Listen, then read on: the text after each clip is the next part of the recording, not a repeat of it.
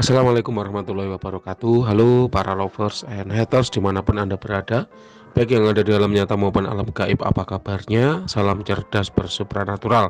Berjumpa kembali dengan Mbak Wira, Guru Besar Padepokan Sengkelat, Rajanya Asimat.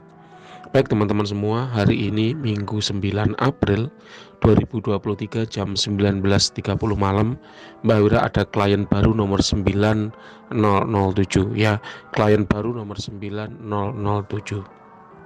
Sebagai klien yang baru pertama kali memahar, tentu ada keinginan dari Mbak Wira untuk melayani sebaik mungkin, untuk memberikan performa semaksimal mungkin, memberikan hasil terawangan yang seindah mungkin, sehingga kemudian Anda senang dan bahagia melakukan terawangan kepada Mbak Wira, sehingga kemudian di lain hari memesan jasa Mbak Wira kembali.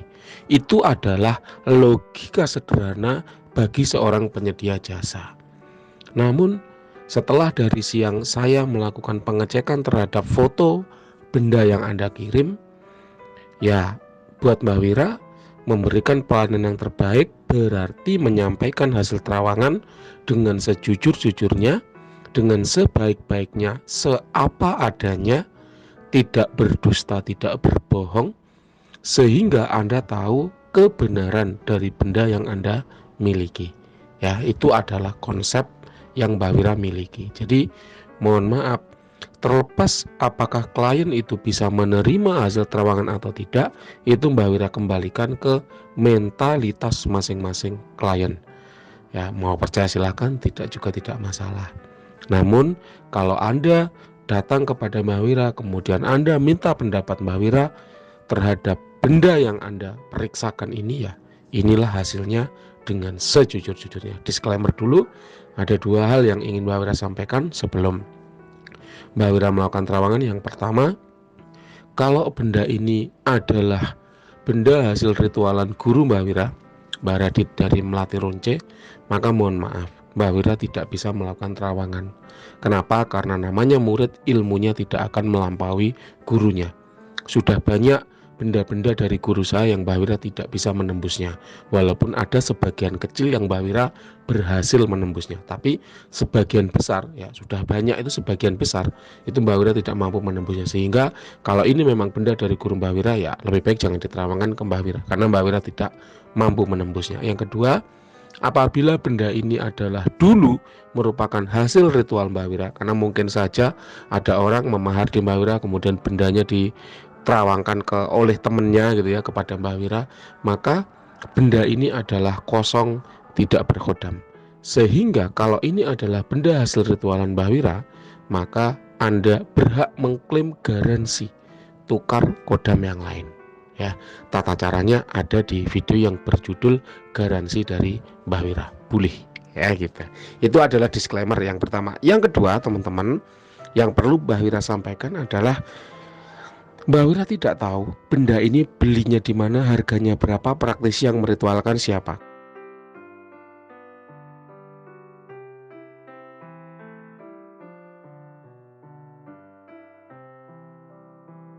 Kenapa kok demikian? Karena bendanya dibungkus dengan kain.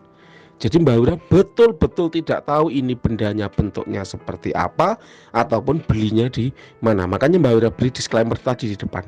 Ya, kalau ini adalah benda hasil ritual Mbak Wira, karena ini kosong gitu kan, maka Anda boleh klaim ganti kodam. Ya, tata caranya nanti ada di video yang lain yang berjudul garansi dari Mbak Wira. Jadi memang benar-benar tidak kelihatan, dan klien itu nampaknya gemar gitu ya melakukan terawangan benda yang bendanya itu ditutupi dulu gitu loh. Jadi tidak dibuka apa adanya, ditutup dengan kain, kadang dimasukkan ke dalam kantong, kadang itu ditutup dengan plastik dan lain sebagainya, tapi ya tidak apa-apa. Namanya benda bertuah itu akan tetap bisa dibaca energinya, ya meskipun bendanya secara wujud tidak terlihat. Karena itulah konsep dari benda gaib, benda bertuah.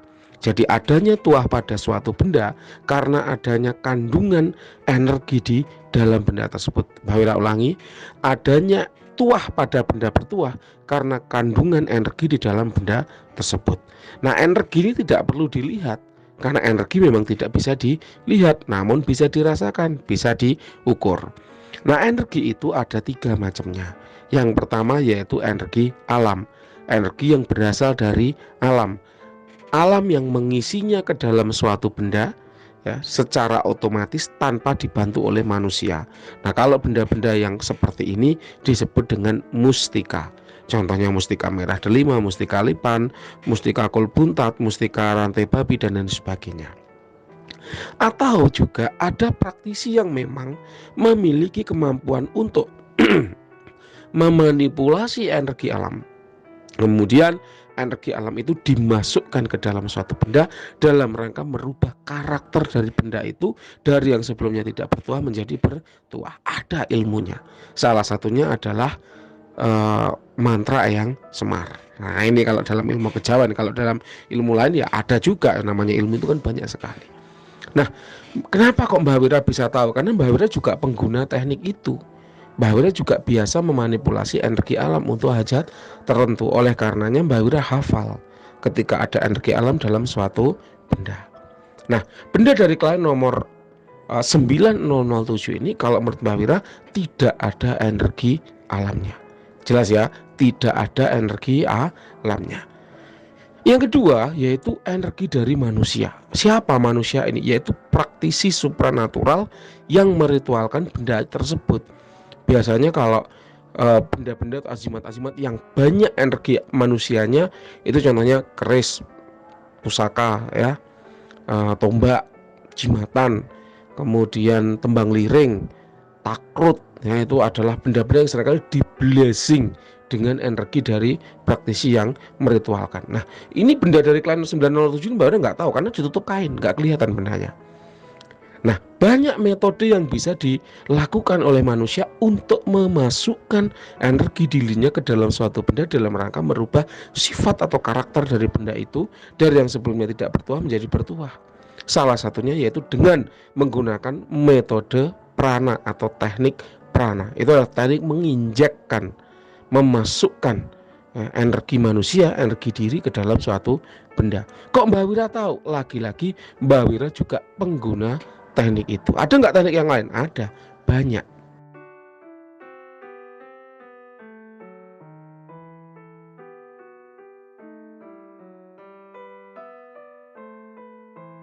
Ya, blessing itu juga salah satu metode yang bisa dipakai untuk memasukkan energi manusia ke dalam suatu benda. Nah, oleh karena Mbak Wira juga pengguna teknik ini, maka Mbak Wira hafal. Oh, ini ada energi manusia nih di dalam benda ini. Oh, ini tidak ada nih energi manusianya. Itu hafal, kelihatan. Nah, untuk benda dari klien nomor 9007 ini Mbak Wira rasakan tidak ada energi dari manusianya. Jadi sudah ada 2 jenis energi nih, alam juga tidak ada, manusia juga tidak ada. Yang ketiga adalah energi dari makhluk yang namanya khodam. Khodam adalah jin yang sudah ditundukkan dan diikat dengan perjanjian agar loyal, patuh, mau membantu manusia. Nah, khodam adalah jin yang sudah diikat dengan perjanjian, ditundukkan ya agar loyal, patuh, mau membantu manusia. Sudah banyak sekali pembahasan tentang jin. Kenapa kok jin bisa ditundukkan? Kenapa kok jin mau ditundukkan? Kenapa kok jin mau diperintah manusia? Kenapa kok jin mau membantu manusia? Upahnya apa? Sehingga dia kemudian mau dijadikan khodam. Itu udah banyak video sebelumnya yang membahas tentang hal tersebut. Nanti bisa Anda simak. Nah, seorang praktisi terawangan harus paham, harus tahu, harus bisa membedakan mana energi alam, mana energi manusia, mana energi khodam. Kalau nggak bisa, ya dia pensiun dari jasa supranatural, jasa terawangan benda-benda bertuah. Nah, itu adalah pesan dari guru Mbah Wira yang al-hikmah itu seperti itu. Nah, khodam pun ada 2 macam tadi yang sudah Mbah Wira bilang. Ada yang masih liar yang namanya jin. Ada yang sudah ditundukkan, sudah jinak, namanya khodam. Itu pun seorang praktisi harus paham cara membedakannya. Itulah kenapa kalau Anda simak video-video Mbak Wira sebelumnya, Mbak Wira ada beberapa video yang mengatakan, oh ini bukan khodam, ini jin levelnya. Kenapa? Karena dia masih liar, masih belum ditundukkan. Dan testimoninya bisa Anda lihat di dalam video itu ada dari klien yang di Terawang. Oh, ini jinnya sudah ditundukkan dan sudah diikat dengan perjanjian. Ini bisa kita sebut dengan khodam. Nah, itu testimoni juga ada dalam video, bisa Anda cek. Jadi tidak semua wanita bisa kita sebut dengan istri dan bisa kita akses tuahnya dengan semaksimal mungkin untuk keuntungan kita. Istri hanyalah wanita yang sudah diikat dengan perjanjian, dengan akad nikah gitu kan, sehingga bisa kita eksploitasi tuahnya, itu baru disebut dengan istri. Tapi tidak semua wanita bisa kita sebut istri. Kenapa? Karena ada wanita-wanita yang tidak kita ikat dengan perjanjian. Nah, itu sama seperti itu antara jin dengan khodam. Bisa dipahami ya. Anda serumah dengan wanita, apakah wanita ini pasti bisa Anda eksploitasi? Belum tentu. Kalau dia istri Anda mungkin bisa, tapi kalau dia hanya wanita saja tanpa diikat dengan perjanjian akad nikah, tidak bisa disebut dengan istri, ya tidak bisa Anda eksploitasi. Nah, pada benda buntelan ya, dari klien nomor 9007 ini, Mbak Wira tidak menemukan ada energi khodamnya, juga tidak menemukan ada energi dari jinnya. Jadi ini benar-benar kosong, tidak ada energinya. Semoga ini jelas ya, sudah Mbak Wira headline nih. Nah, Mbak Wira sudah sampaikan tadi di awal sekali ketika memulai terawangan bahwa Mbak Wira paham ketika klien itu datang kepada Mbak Wira, pasti harapannya benda yang diterawangkan itu hebat, kuat, overpower ya, berisi kodam macan gitu kan, maung bodas, kodam dewa-dewa, kodam raja-raja, kan pasti kayak gitu harapan orang itu.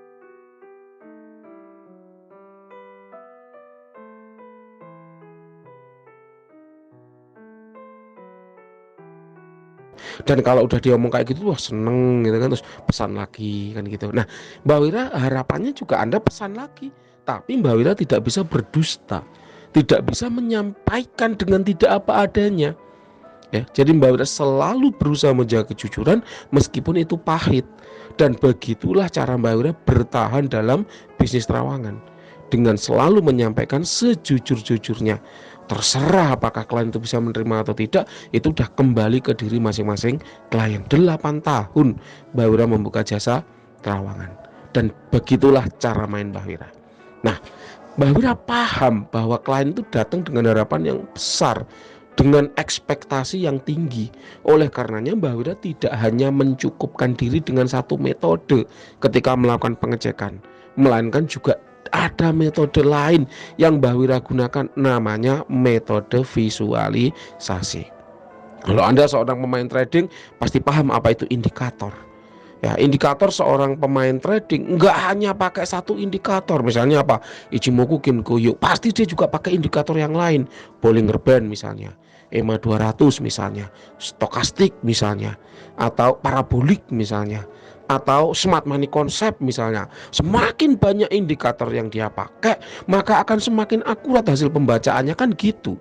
Dokter pun demikian. Wah, dia tidak hanya periksa pakai stetoskop, dia juga cek darah, cek urin, cek feses, cek air liur, kemudian cek suhu tubuh, cek mikrobanya, ada jamur bakteri atau virusnya enggak, kan gitu. Semakin komplit metodenya, pakai X-ray, pakai rongsen, pakai semakin komplit metode yang digunakan, maka hasil pembacaan juga akan semakin akurat. Itu harapannya. Nah, Mbak Wira pun juga demikian. Selain menggunakan metode vibrasi energi ya, karena Mbak Wira paham bahwa suatu benda bertuah itu ada tuahnya karena adanya kandungan energi di dalamnya, Mbak Wira juga melakukan pengecekan dengan metode yang namanya visualisasi.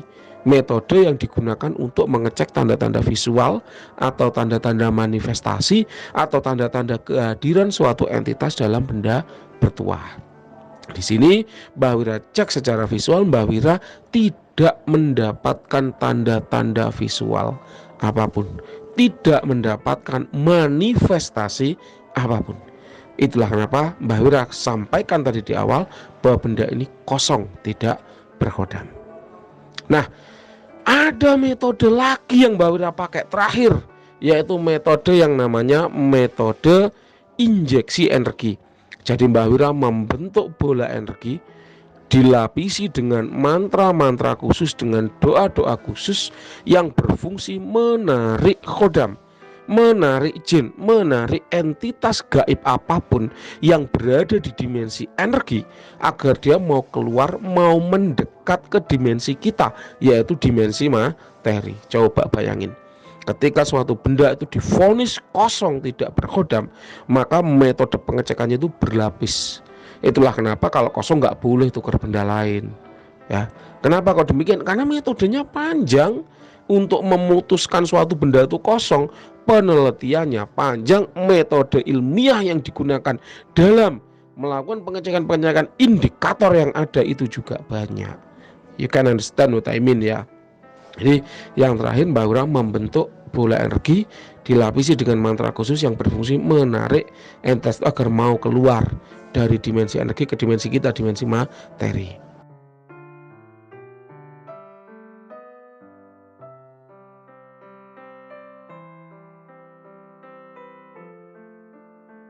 Nah, setelah Mbak Wira injek dengan energi beberapa kali, ternyata tidak ada feedback apapun yang Mbak Wira dapatkan. Sehingga dari sini Mbak Wira yakin bahwa memang buntelan kain milik kain 9007 ini kosong, tidak berkodam. Jelas ya? Nah, sekarang Mbak Wira akan menjelaskan beberapa perkara yang bisa menyebabkan suatu benda berkodam kehilangan kodamnya. Jadi kita tidak pernah tahu apakah benda ini dulu pernah dihuni kodam atau tidak, karena Mbak Wira tidak merasakan ada jejak energinya. Ini ibarat piring, piringnya sudah dicuci bersih. Dulu piring ini mau bekas dipakai makan apa? Ada rendangnya enggak? Ya enggak tahu, enggak kelihatan kok. Kecuali masih ada sausnya, masih ada kuah rendangnya, dicium bau rendang. Oh ya bener nih, pernah dihuni rendang piring ini. Kan kita bisa bicara gitu. Ada saus kecap sama sambelnya, terus ada lemaknya, kita cium baunya daging. Oh ini pernah dihuni bakso ini piring ini, kan gitu. Klien tuh kadang juga aneh-aneh tanyanya, Mbah, menurut Mbak Wira benda ini pernah dihuni kodam enggak, Mbah? Nah kalau udah bersih gimana kita bilangnya? Udah nggak kelihatan ada tanda-tandanya, jejaknya udah nggak kelihatan. Kalau jejaknya kelihatan pasti Mbak Wira sampaikan, tapi kalau jejaknya udah nggak kelihatan, udah bersih ya nggak bisa kita bicara benda ini pernah dihuni kodam apa enggak. Yang jelas hari ini Minggu 9 April 2023 jam 19.30 malam, benda ini dalam keadaan kosong menurut versi Mbak Wira. Kita lanjut. Ada beberapa hal yang menyebabkan suatu benda itu kehilangan kodam. Yang pertama yaitu dialih rawatkan atau beli dari reseller. Ini pun sebenarnya ceritanya udah banyak ya, di video-video sebelumnya Mbak Wira udah banyak membahas. Jadi beli dari reseller itu seringkali menyebabkan kodam itu hilang dari benda bertuah. Ya contohnya tembang liring, Mbak Wira kasih contoh tembang liring. Ada seorang dalang kala itu dalangnya sendiri yang cerita ke Mbak Wira. Ada seorang klien sebut saja namanya A, beliau pesan tembang liring dengan tuah pengasihan kala itu. Dibuatkanlah oleh si dalang, jadi tembang liringnya. Kemudian dia ikat perjanjian si kodam tembang liring itu, wahai kodam tembang liring, bantulah si A dengan kemampuanmu, dengan kesaktianmu, dengan kelebihanmu. Ya, bantu hajat-hajatnya, penuhi keinginannya. Jangan kau buat malu aku. Seperti itu kata si dalang. Kodam ikut si A, tuannya adalah si A. Nah ternyata sama si A, tembang liring ini dijual kepada si B. Entah motifnya apa, dijual kembali, entah karena hajatnya udah terpenuhi, udah bosan, udah nggak butuh atau apa, dijual ke si B. Ya memang secara benda, secara fisik bendanya berpindah tangan dari A ke B, tapi kan secara kodam sudah diikat perjanjian kepada si A, maka kodamnya tidak ikut ke si B. Ini adalah resiko kalau beli dari reseller atau diberi sama orang, warisan misalnya dari kakek, nenek, buyut, paman, bibi, tante dan sebagainya, Pak D, Bude. Itu benda yang diberi belum tentu kodamnya ikut pindah, karena bisa jadi ya kodam itu sudah diikatkan perjanjian dengan si pemilik sebelumnya. Ketika bendanya dialih rawatkan, kodamnya nggak ikut dialih rawatkan, karena yang memberi belum tentu paham cara mengoper kontrak, mengalih rawatkan, mengganti tuan yang harus diikuti oleh si kodam, belum tentu paham. Ini ya yang menyebabkan salah satu benda berkodam kehilangan kodam. Jadi boleh jadi benda ini keluar dari dealernya bagus, tapi karena salah dalam penggunaan akhirnya rusak, kehilangan kodamnya.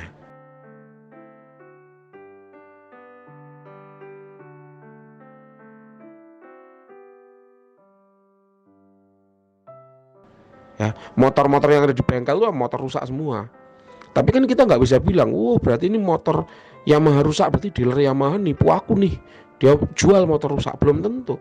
Boleh jadi motor itu keluar dari dealer bagus, tuahnya kencang sejak hari pertama dimiliki, tapi karena penggunaan yang salah, banjir diterabas saja, hujan nggak dimasukkan ke dalam rumah sehingga kebanjiran, salah ngisi bensin, diisi solar misalnya, dan lain sebagainya, sehingga akhirnya kemudian rusak. Itu sangat mungkin terjadi. Jelas ya. Jadi Mbak Wira tidak ada unsur ingin menjatuhkan siapapun, toh benda juga kelihatan ya, ditutup kain sama kliennya. Yang kedua adalah pantangannya dilanggar, dan yang ketiga perawatannya tidak dipenuhi. Pantangan dan perawatan adalah bagian dari perjanjian antara praktisi yang meritualkan dengan kodam yang diritual.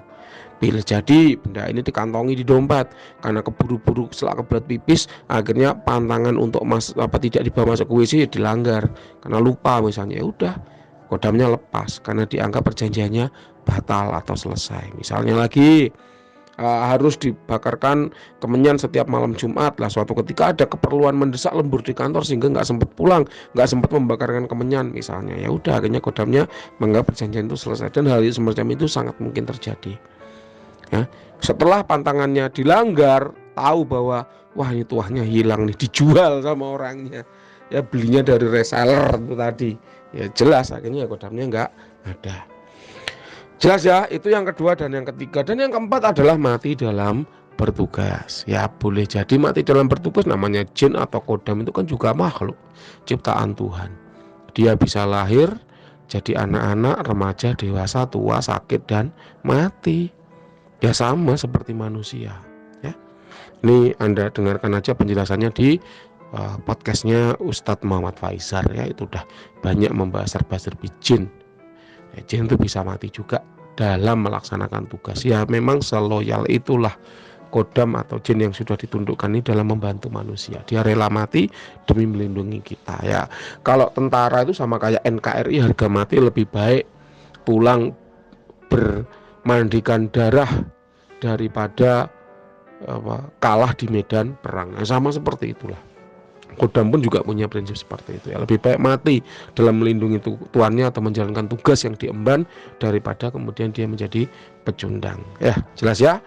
Baik teman-teman semua, itu tadi adalah terawangan dari klien nomor 9007. Sekali lagi Mbak Wira tegaskan bahwa Wira tidak tahu bendanya apa dan pembuatnya siapa. Ya, silakan apapun tanggapan dari Anda akan Mbak Wira screenshot untuk dijadikan testimoni. Akan Mbak Wira tampilkan dalam video, supaya orang-orang yang mendengarkan podcast atau rekaman Mbak Wira ini nggak menganggap Mbak Wira hanya sekedar omong kosong belaka. Oh iya, ada satu metode yang bisa Anda gunakan untuk mengetes bener nggak sih terawangan Mbak Wira ini kalau benda ini kosong atau memang ada kodamnya. Jawabannya adalah dengan melakukan pengecekan langsung. Kan Anda yang punya bendanya ada di Anda. Lah, cara mudah melakukan pengecekan benda bertuah itu seperti ini juga berlaku ya untuk pendengar-pendengar lainnya. Kalau Anda punya, aku punya benda satu keranjang, Mbah. Kalau terawangan satu benda 150.000, satu keranjang bisa miskin, ini aku jual rumah misalnya. Maka Anda bisa melakukan pengetesan mandiri di rumah. Caranya mudah, hiduplah seminggu tanpa azimat ini.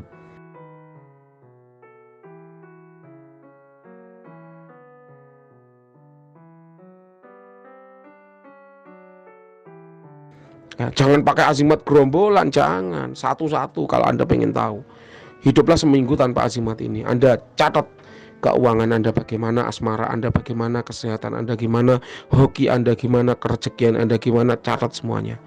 Lalu Anda hiduplah seminggu dengan azimat ini.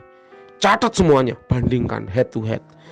Sebelum pakai azimat, kerezekian saya biasa, gaji saya per bulan UMR. Setelah pakai azimat, wah luar biasa, dapat lembur banyak sehingga gaji saya 2 kali UMR. Berarti azimat itu bertuah kerezekian. Sebelum pakai azimat, bos galak kalau nyuruh sambil marah-marah. Setelah pakai azimat, bos jadi ramah. Kalau nyuruh pakai kata tolong, senyum, dan sering ngajak keluar untuk makan bersama. Berarti azimat itu punya tuah pengasihan gitu. Sebelum pakai azimat, hidup biasa, ban bocor seminggu 2 kali karena kena paku. Setelah pakai azimat, alhamdulillah jadi hoki. Kok jangankan ban bocor, malah nemu duit kok di jalan. Misalnya kayak gitu, hoki, keberuntungan. Dan seterusnya Anda bisa bandingkan secara head to head, karena toh bendanya ada di Anda. Seperti itulah cara menguji tuah dari benda bertuah. Bukan dengan tas bacok, tas kebal, wasi dan sebagainya. Enggak seperti itu. Ya, kalau Mbak Wira mengecek tuah dari azimat, yaitu dengan dibandingkan secara langsung dalam kehidupan. Kalau memang azimat itu memberikan tuah manfaat, pasti ada perubahan positif yang kita rasakan selama kita menggunakan azimat itu. Demikian yang bisa Mbak Wira sampaikan. Ada kurang lebihnya mohon maaf. Silakan tanggapan dari Anda Mbak Wira tunggu sebagai testimoni yang nanti akan Mbak Wira tampilkan dalam video terawangan. Terima kasih, selamat petang.